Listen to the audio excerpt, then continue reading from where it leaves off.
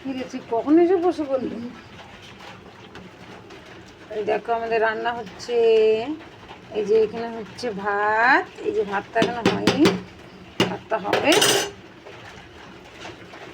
আর এখানে হচ্ছে এই যে তরকারি,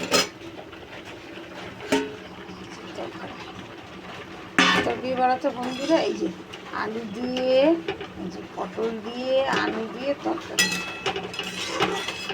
নিরামিষ তরকারি। শিবু আলু পটল পটল তরকারি খাবি তো? হ্যাঁ। ভাত হচ্ছে,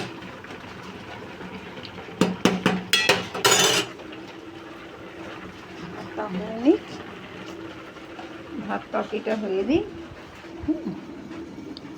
দেখো বন্ধুরা, এই আমার দাদা এসে বসে পড়েছে, আমি এখন ভাত খাবো। খুব খিদে পেয়ে গেছে বন্ধুরা, তো রান্নাটা তো হয়নি, কী করে খাবো? এই দেখো রান্না এখনো হয়নি। আমাদের গ্যাস শেষের অবস্থা, শেষ হলে যে আমার কী অবস্থা হবে ভগবান জানে।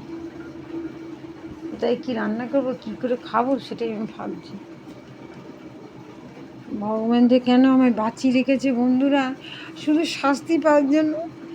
জীবনে শুধু শাস্তি পাওয়ার জন্য। খাওয়া নেই, দাওয়া নেই, শুধু কোমরে যন্ত্রণা হচ্ছে, শরীরের কষ্ট, খাওয়ার কষ্ট, সবই তো কষ্ট। লোকে বাড়ি কাজ করতে সেখানে জ্বালা যন্ত্রণা সহ্য করে আসি,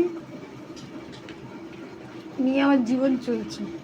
এখন একটু রেস্ট, একটু ভাত খাবো, খেয়ে দিয়ে রেস্ট কখন যে হবে বন্ধুরা।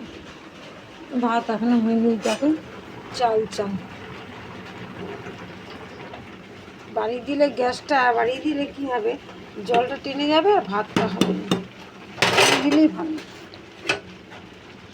ধীরে ধীরে ধীরে ধীরে তা হবে।